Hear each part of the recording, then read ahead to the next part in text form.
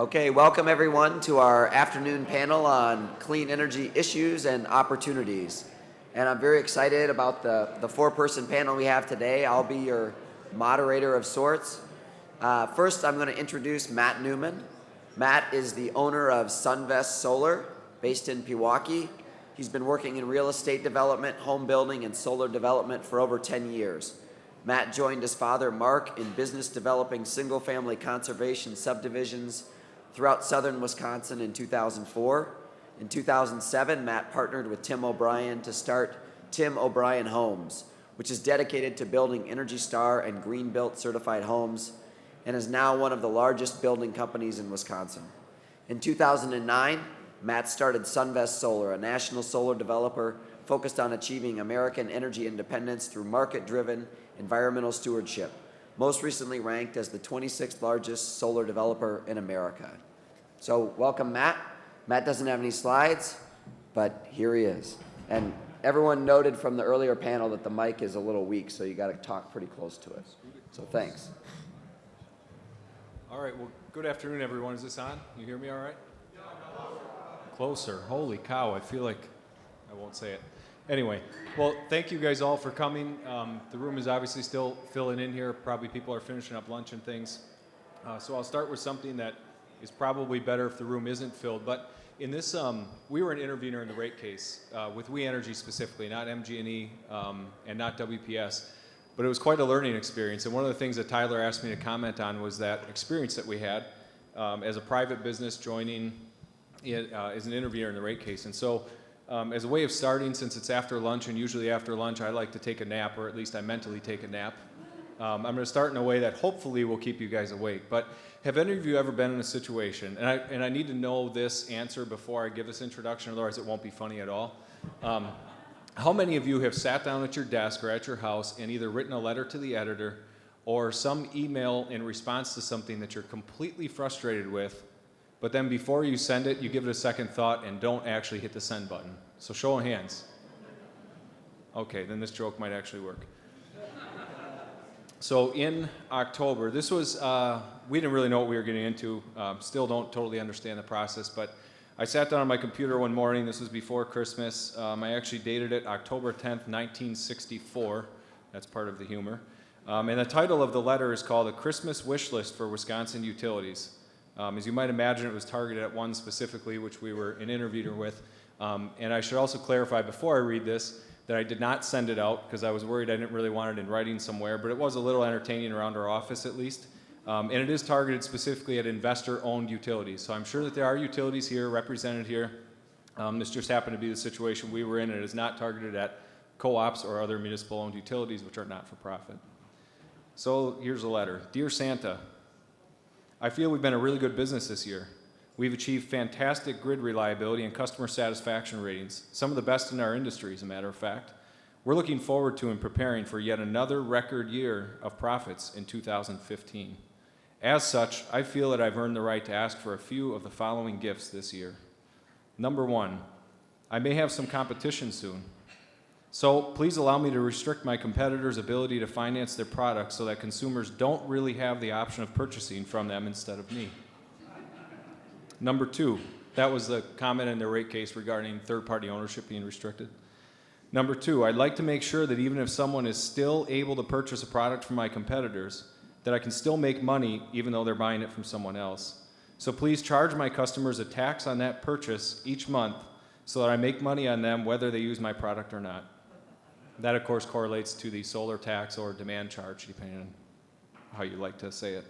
Number three, I'd like an increase in my fixed fees so that I charge each, sorry, it's on my phone here. I wasn't planning on doing this earlier. I'd like an increase in my fixed fees so that I charge each month so I get paid regardless of my customers' use of my product. This is only fair and it should have been done years ago. We just think now is the right time to talk about it.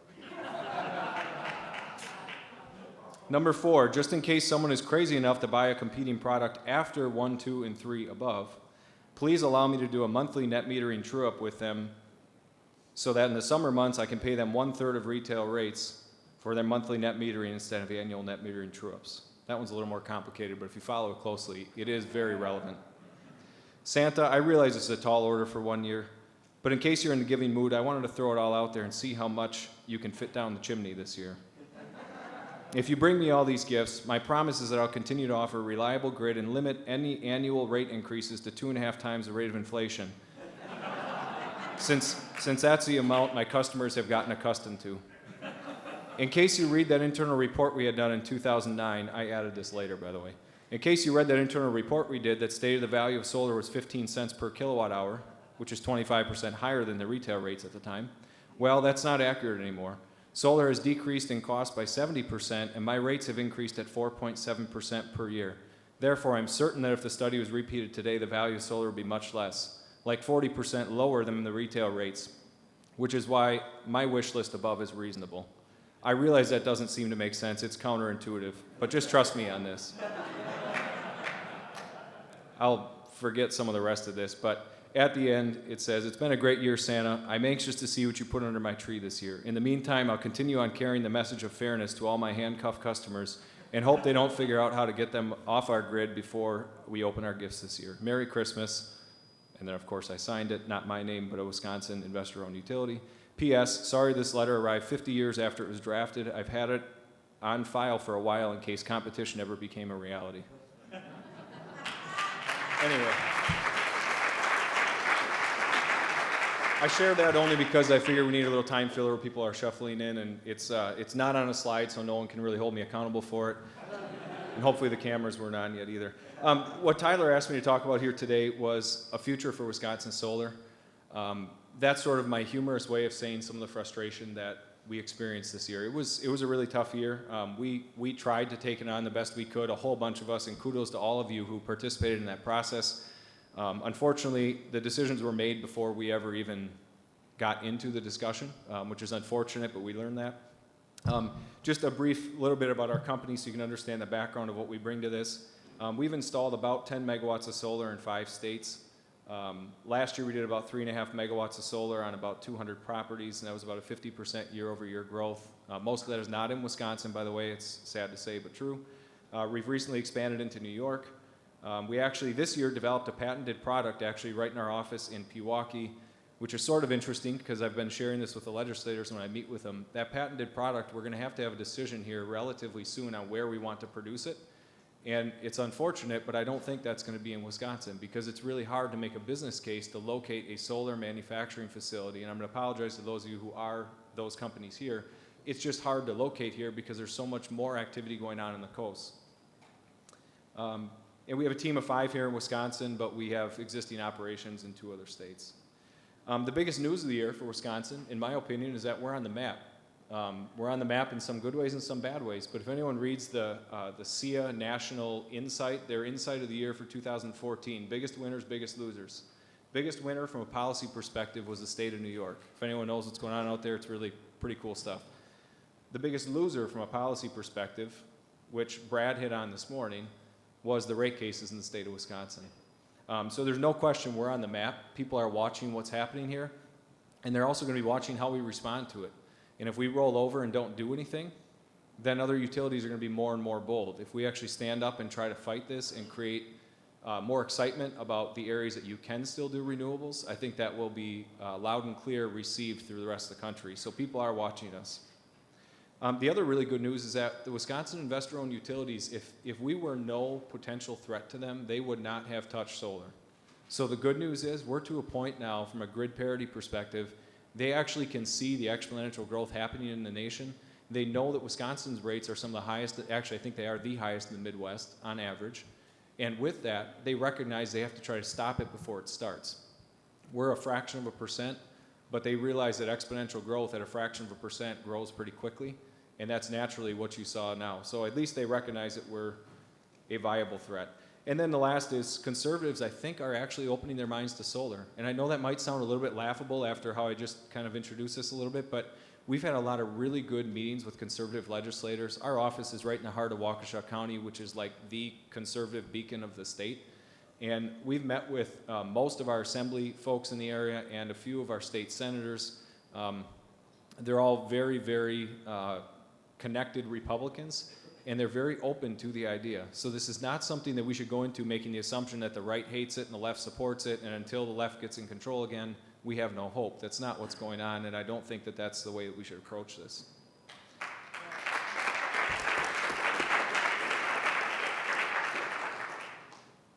Tyler asked me to answer sort of 4 questions in this discussion, so I'll just sort of briefly touch on those and then I'll hand it off, of course. The first was my perspective on being an intervener. I had no idea and still don't honestly quite know what that means, but we did. We are represented by counsel, of course, and basically what I'll tell you is that it's all done through legal briefs. Brad Klein mentioned this morning. I thought it was interesting. You would think going into something like that, you'd have like an opportunity to sit down and discuss real issues with real information. And that's the reason why we got involved, because I felt like from a private business owner perspective, if we actually had numbers in front of us and understood the utility's position, we could actually reach some middle ground that made mutual beneficial sense, because if it doesn't, it's never going to happen. And there was none of that at all. And that was something I learned throughout the process. Come to find out, the decisions were made regardless of any numerical, factual evidence. I actually had this crazy idea that the burden of proof was actually on the utilities to prove to us, the consumers, the customers, why it is that they were requesting certain rate increases. And unfortunately, that's not how it works. Actually, the PSC commissioners, 2 of the 3, I should be careful about that, 2 of the 3, the majority, ruled directly contrary to their staff recommendations. So if anyone actually looked at this closely, their staff recommendations were contrary to the outcome in most cases, specifically related to the solar tax, which I found interesting. They even rejected the study to do a value of solar computation. So basically, not only did we not see the facts, we also don't want to see the facts, which I find fairly frustrating. So Tyler asked, what changes do I think could be made to the PSC? I think the biggest thing, and I'm sure that there's reasons to not do this, but I haven't honestly thought of many good ones, is why they aren't an elected body and why there's only 3 of them. Because it seems to me that having 3 people that are in appointed positions that rotate naturally is going to rotate their philosophy, their political philosophy is going to rotate with who's appointing them. It's just the way it works. Sometimes that's good, sometimes not good, and it depends on what side of the aisle you're on and what side of the issues you're on. The reality is, though, I think that an elected body and a slightly larger body might help some of those things. And maybe not tie them as much to politics as maybe what we all realize it is. Tyler asked me to answer, do I see any path forward to work with utilities? The blunt reality of it is, and I need to clarify, this is investor-owned utilities I'm speaking of. We're diametrically opposed to each other, and there's really no other way to say it. It's nice to say that we like to play nice together in the sandbox, but really, the fact of the matter is, and I did get to talk to one of the executives at We Energies about this after most of the kind of softballs back and forth were thrown, and we were just having a coffee, and the conversation was that they do want to restrict competition. I mean, they have shareholders. They have a fiduciary obligation to those shareholders, and the fact of the matter is, when we generate electricity, we reduce their revenues. There's no way around that. That's what happens. And so, as long as that's the case, we're viewed as competition. And like any other business, it's nice to keep your competition at a distance. In our case, they have regulations saying that they're alone, they're a regulated monopoly, so that certainly helps when you get to strong arm your competition. But the facts are, we are directly opposed at the core to what we do. That is very different, though, than co-ops and municipal-owned utilities, who are, in my opinion at least, acting in the best interest of their ratepayers. I do think, though, and I mentioned this to the We Energies executive, I sent a follow-up email, have not heard back, not sure that I will, but I'm going to keep trying. And that is, I think there's ways for us to work. Investor-owned utilities are for-profit companies. There are things that are difficult in our industry to deal with. There was a little session this morning related to finance.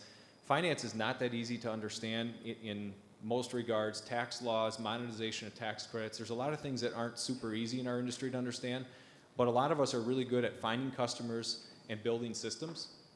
And if investor-owned utilities wanted to be a partner in this industry, they potentially could own these systems and they could maintain them. They already have all of that built. And I think that's an opportunity for investor-owned utilities to invest in the industry. It is happening throughout the country. We just have not been creative enough here in Wisconsin yet to figure out any solution that might allow for that. So I don't want to say it's impossible. I just think it's a long shot right now. The good news that we have going for us, I mentioned this in the letter, so I won't repeat too much of it, but our costs are coming down, their costs are going up. So quite simply, they can delay the competition a little bit, but they can't stop it in the long run. And I think that's important for all of us to know. Our costs are going to keep going down, their costs are going to keep going up, and that's going to help us. The blunt reality of the utility situation is they don't want us to compete with them. So unless we want to stop competing with them, we are going to have arguments with utilities. The good news is, I think in the long run, you saw the slides on the number of people in favor of solar. It's like 80+% wherever you survey, anywhere in the country. We have that 80+% on our side. We just have to figure out how to communicate as effectively as the fairness argument that we just heard about here in Wisconsin. Two more questions, and they're fairly brief, and then I'll wrap up. Tyler asked me to discuss the one that I really don't want to discuss, but of course he put it on here. How do we engage both political parties? Quite frankly, you don't need to engage the left. The left is already in favor of this, so I don't think you have to engage them that much. You just got to keep them involved and ready to act when the time is right. From the right, I would say you have to focus on talking points that are universal. A year ago when I was here, I actually changed my whole speech because Dan Arvizu did a great job right before me and basically took everything I was going to talk about. So I started talking about conservative principles around solar. The top four that I found really resonate well, and this is something, I don't care if you're talking to a conservative, liberal, or someone that is independent. The reality is these points are universal and they support solar, and this isn't a politicized thing, this is just point blank, this is the reality of what solar is. The first is it supports free market capitalism, consumer choice. You've heard about that earlier. Property owner rights. I should have the right to produce or buy energy on my property if I want, especially behind my meter. If I'm not even touching the grid, there's no reason in the world there should be any regulation that tells me what I can do on my property. National security. There wasn't much discussion on that here today. Nationally, though, this is a very big talking point that's going on out in Washington, D.C. right now. A centralized grid, effectively, or power producing facilities are targets for terrorists, and things have happened with that. Things have been diverted around that, but a distributed grid is much better from a national security standpoint. And then the final one, this has also been talked about, so I won't go into it, but job creation locally. The $12.5 billion number has been thrown around here today with importing of our fuel source. There's no other better way to say it. If we do this in Wisconsin, we produce our own energy, we produce jobs here. And that's what should happen, that's what needs to happen, and that aligns with both parties. That's not a political issue. The one thing I would say do not talk about climate change, please. Right now, at least, it's not going to get you anywhere. It's a lightning rod topic. Stay away from it. Don't talk about it. Whether you believe in it or you don't believe in it or you think it's real or not, I don't care. Just don't talk about it from a political standpoint. This will sound like the pot calling the kettle black, but don't badmouth the utilities. Lord knows they have friends on the right.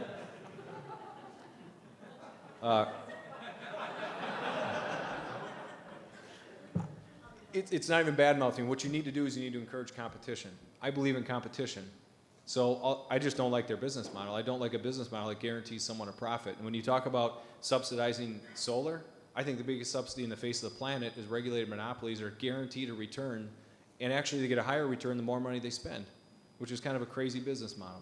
So anyway, don't go down that path. Don't badmouth them. Just talk about how competition is the right way to drive down costs in the long run.